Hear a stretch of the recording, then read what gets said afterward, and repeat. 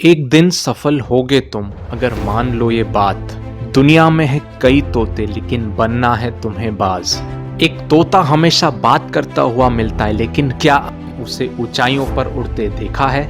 लेकिन एक बाज जो हमेशा शांत रहता है, आसमान में सबसे ऊंचा उड़ता आप उसे ही पाओगे। अगर बाज के जीवन से ये 7 बातें हमने सीख ली तो हमें सफल होने से कोई नहीं रोक सकता। सबसे पहली, एक बाज की तरह संगति करो।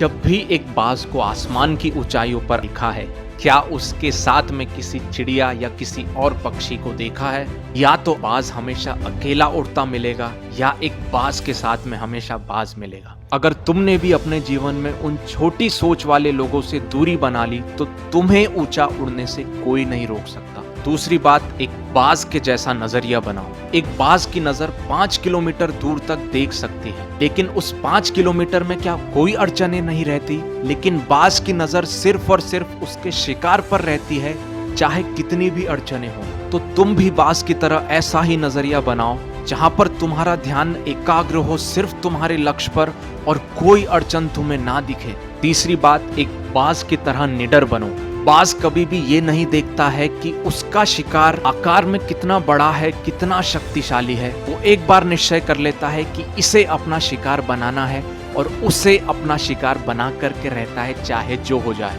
तो तुम भी अपने लक्ष्य की तरफ जब बढ़ जाओ तो ये मत देखो कि तुम्हारी मुश्किलें कितनी बड़ी हैं। तुम्हारा ध्यान सिर्फ तुम्हारे लक्ष्य तक होना चाहिए कि किसी न किसी तरह से तुम्हें उसे हासिल करना है। चौथी बात, एक बाज की तरह मुश्किलों को अवसर में बदलना सीखो।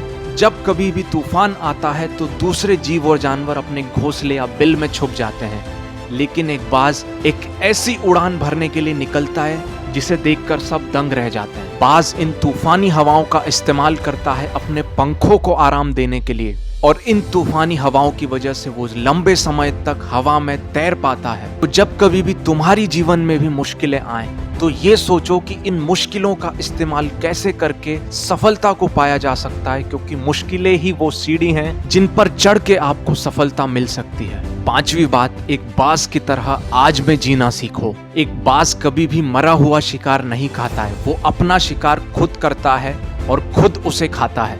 अगर एक बाज के सामने तुम मरा हुआ शिकार रख भी दो तो भी वो उसे नहीं खाएगा। तो तुम भी अपनी पुरानी सफलताओं को भूल जाओ, ये देखो आज क्या करना है और आज कैसे तुम्हें सफलता मिल सकती है। छठवीं बात, एक बाज की तरह ट्रेनिंग लेना सीखो। जब एक बाज का बच्चा धीरे धीरे बड़ा होने लगता है तो उसके घोंसले में से नर्म घास हटाई जाती है ताकि उसे घोंसले में वो आराम ना मिल पाए, और वो उस घोंसले में इतना बेचैन हो जाता है कि उसे उड़ना ही पड़ता है। तो अगर तुम भी अपने कंफर्ट जोन में हो तो अपने कंफर्ट जोन से बाहर निकलो, क्योंकि कंफर्ट जोन में कभी भी किसी को कोई सफलता नहीं मिली। और आखिरी बात, एक बाज की तरह तेजस्वी बनो। जब बाज अपनी आधी उम्र बिता लेता है तो उसके नुकीले पंजे, उसकी चोंच और उसके पंख उसका साथ देना बंद कर देते हैं। उसकी चोंच आगे से मुड़ जाती है, जिससे शिकार करने में उसे कठिनाई जाती है। ऐसे में बाज कुछ समय जाकर के पहाड़ों में अकेले बिताता है। वो अपनी चोंच को पत्थर से मार मार कर तोड़ देता है, अपनी चोंच से अपने पंखों को खींच लेता है, और इसे कहते हैं एक बाज का पुनर्जन्म। और जो नए पंख, जो नई चोंच, जो नए पंजे बाज को आते हैं, वो उसे एक नया जीवन देते हैं। अगर वो बाज ऐसा ना करे तो वो उसी समय मर जाता है, लेकिन वो इतना तेजस्वी है कि वो खुद अपने पंजों को तोड़कर, अपनी चोंच को तोड़कर और अपने पंखों को नोचकर अपने आप को एक नया जीवन देता है।